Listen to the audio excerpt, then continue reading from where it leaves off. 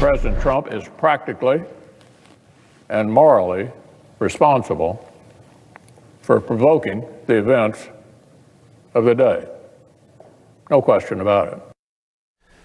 Senate Republican leader Mitch McConnell there after he voted with the majority to acquit Donald Trump in the former president's second impeachment trial.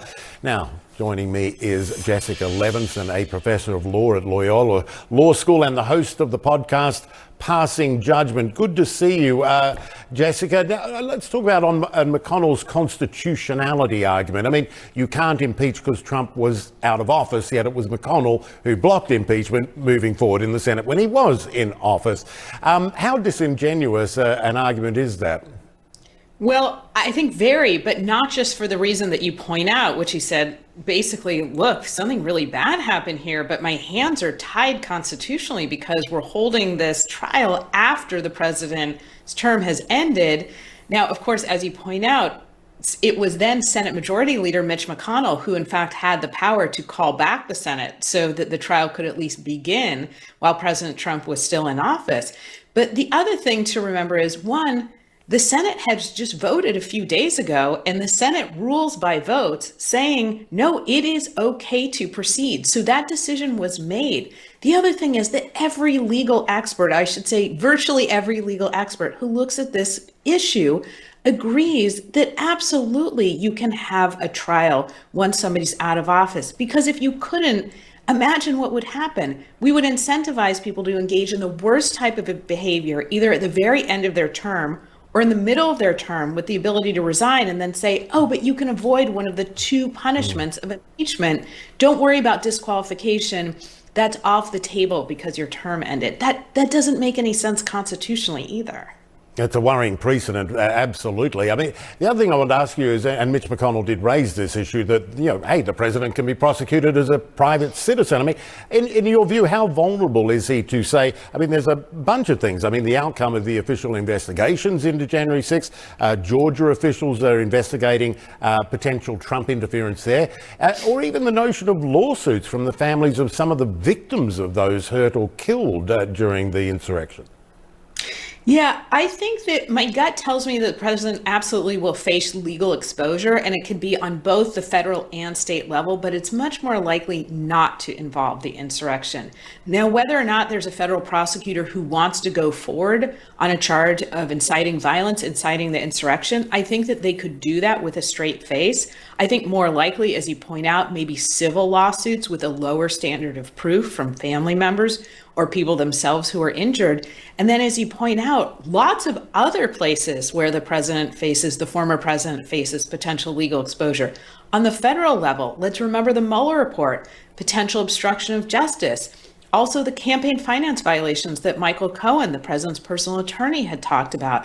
Financial crimes are potentially on the table. And then when it comes to state crimes, we know that New York has an ongoing investigation into the Trump businesses.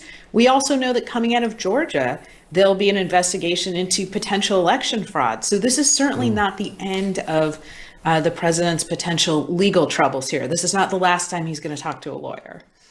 Yeah, exactly. I mean, for Trump personally, does acquittal, because it is essentially a win for him, what does it mean, do you think, on the putting your political hat on now, what does it mean for him politically going forward? Well, I think it means that he has more political capital, and I don't know if he will actually run for office in 2024, but I think he will say he's running, and I think that he will try and avail himself of the benefits of the campaign finance system.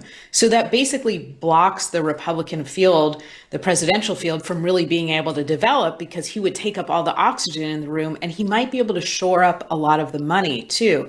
So I think for him, psychologically, it's a win. And I think it's a win because at this point, there's nothing to prevent him from either running again or saying he's running again and then dropping out at the last minute, but having raised a good deal of money. And when it comes to the impeachment trial, what did you make of the political aspect of the vote to call witnesses, then backtracking on that? Clearly going ahead would have led to, not just a delay in the Senate moving on the Biden agenda, but you also had the spectre of Republicans calling perhaps on Nancy Pelosi and the whole Pandora's box. What did you think of the Democrats raising that and then stepping back from it?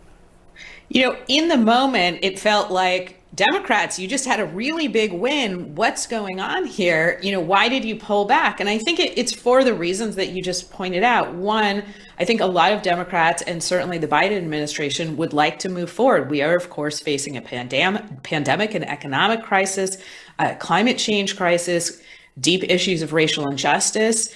And I think a lot of people would like to move forward. Of course, I think the constitutional provisions like the impeachment clause is there for a reason, and we need to use it when the moment arises. But, I think that people are going to be analyzing for a long time. What if we had heard from witnesses? Would it have created a greater impact? And I just can't help but feel that the real difference wouldn't have been, would there be one witness or 100 witnesses? The real difference would have been if Mitch McConnell had said, I'm voting to convict. And I suspect there might have been 10 senators who would have joined him. He would have basically opened his arms, given enough cover that more than the so-called trial strategy could have made the difference. Interesting. Jessica, good to see you. Jessica Levinson. Appreciate it, Professor. Thanks. Thank you. All right, we will have more coverage from Washington in just a moment, including what now for the Republican Party after a seismic series of events.